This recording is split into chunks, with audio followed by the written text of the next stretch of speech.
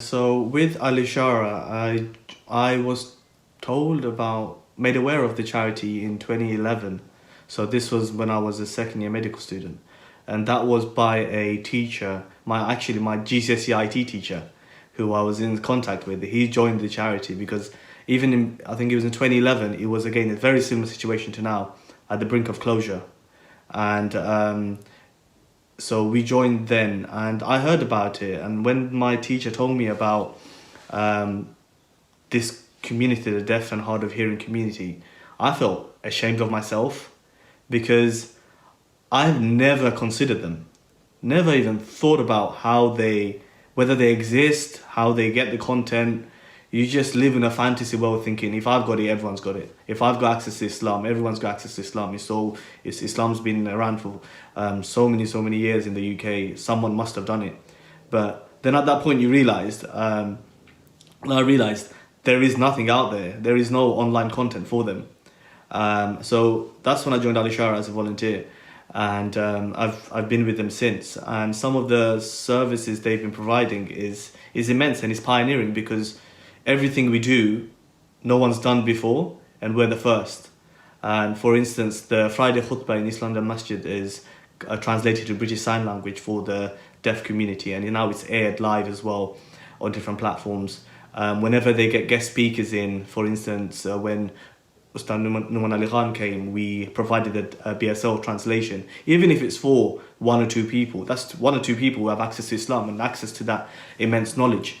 And we have the deaf and hard of hearing children's Islamic school. So that's the one that's really close to my heart, as in we're educating the next generation of Muslim scholars who are deaf and hard of hearing. So the whole purpose of Ishara is we train so many and teach so many of the youth that they become scholars in their own fields, and they pass on that knowledge to the extent where Ishara no longer needs to exist.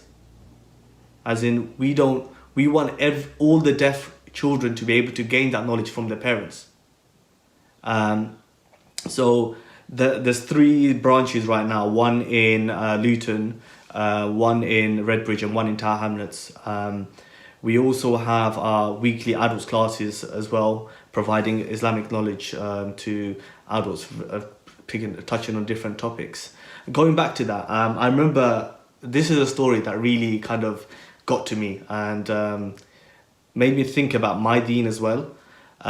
It was a adults class where a deaf client, he brought his child with him. He was about 10 or 11. So after the kind of lecture finished, the sheikh asked everyone, does anyone have any questions? This 10-year-old boy put up his hand and asked the sheikh, how do I get closer to Allah?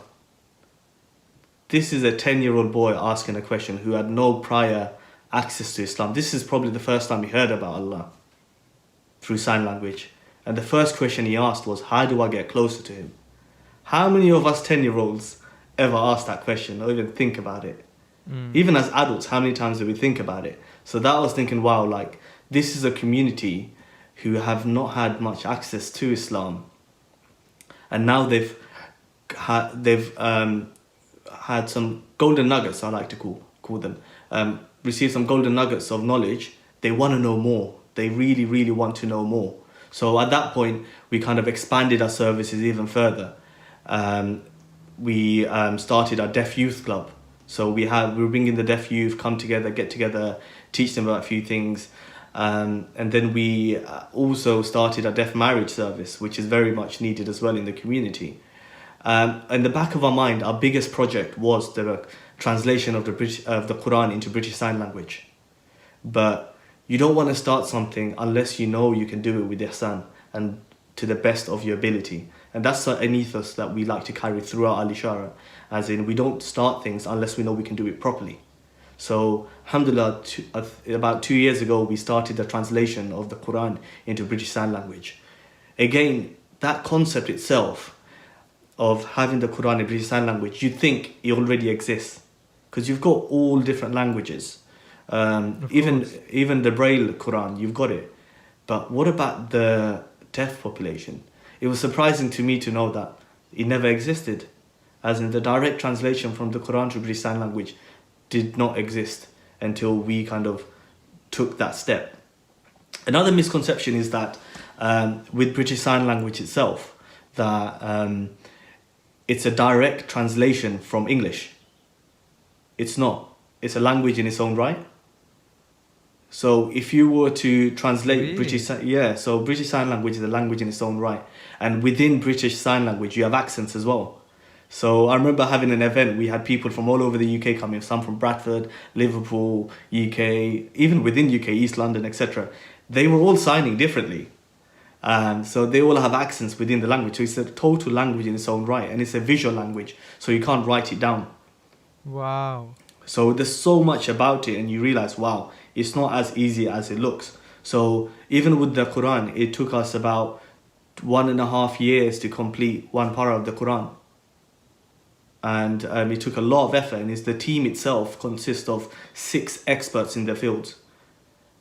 So it's a very rigorous process, and you want it that way because you want that trust that the Quran itself is being translated to the best of our ability, because it is the word of Allah and you don't want to mess with that.